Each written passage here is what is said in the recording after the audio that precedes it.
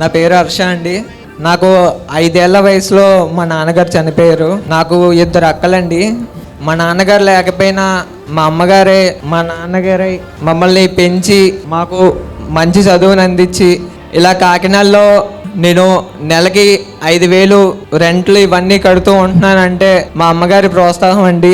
తనకు వచ్చే వితంతు పెన్షన్, తర్వాత పొలం పనులు, ఆవులు ఇవన్నీ చూసుకుంటూ తనకు వచ్చిన డబ్బులతోనే మమ్మల్ని చదివించిందండి. అప్పుడప్పుడు అనుకునేవాడిని మా అమ్మని బాగా చూసుకోవాలి, ఎన్నో ఆవిడకి చేయాలి అలా అనిపించేది. దాని తర్వాత రెస్టారెంట్ ఒకటి పెట్టారు. అందులో 2 years చెఫ్గా చేశాను, బేకరీ వర్క్ చేశాను. అన్నీ చేశాక రెస్టారెంట్ పెద్దగా రన్ అవ్వకపోవడం వల్ల అది క్లోజ్ చేయడం జరిగిందండి. తర్వాత ఒక అన్న సజెషన్ మేరకు ఇక్కడ కాకినాడలో శ్యామ్ ఇన్స్టిట్యూట్ ఉంటుందని వాళ్ళు చెప్పారు.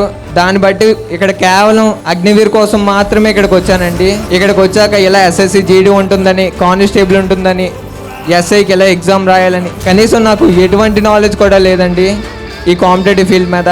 ఇక్కడికి వచ్చాక ఈ ఫ్యాకల్టీ అవనివ్వండి, శ్యామ్ సార్ మోటివేషన్ అవనివ్వండి నన్ను చాలా వరకు ముందుకు కదిలించాయండి. ఎగ్జామ్ ఎలా రాసానో కూడా తెలియదండి. కాంపిటేటివ్ ఫీల్డ్ ఇలా 4 బిట్స్ ఉంటాయని, ABCD ఉంటుందని కనీసం కూడా నిల్ నాలెడ్జ్ అండి నాకు. ఏదోలాగా ఎగ్జామ్ పాస్ అయిపోయాను. ఈవెంట్ విజయనగరంలో అయిందండి 2023. ఈవెంట్ కూడా గ్రౌండ్ 100 వచ్చాయండి. కానీ మెరిట్లో అప్పుడు లేదు. కోచింగ్ పరంగా ఫ్యాకల్టీ ఎంతలా సపోర్ట్ చేశారో గ్రౌండ్ పరంగా చాలా బాగా సపోర్ట్ చేశారండి. ఆ రిప్యుటేషన్లో ఉండేవండి మిగతా అన్నీ నిజంగా వాళ్ళు నిజంగా దేవుళ్ళండి. శ్యామ్ ఇన్స్టిట్యూట్లో ఇలా ముందుకి డిఫెన్స్ పరంగా ఉన్నాయండి, కానిస్టేబుల్ పరంగా ఉండి ఇంత బాగా సక్సెస్ అవుతుందంటే దానికి నేను ఎంతో చాలా భయపడ్డాను. అక్కడ ఎలా వేయాలో రన్నింగ్ అనేది చాలా భయం అండి. 23 ఆగస్టు అండి CSF యూనిట్ స్టీల్ ప్లాంట్లు అండి. 17 నిమిషాల 50 సెకండ్లు అండి. Track bus నాదండి.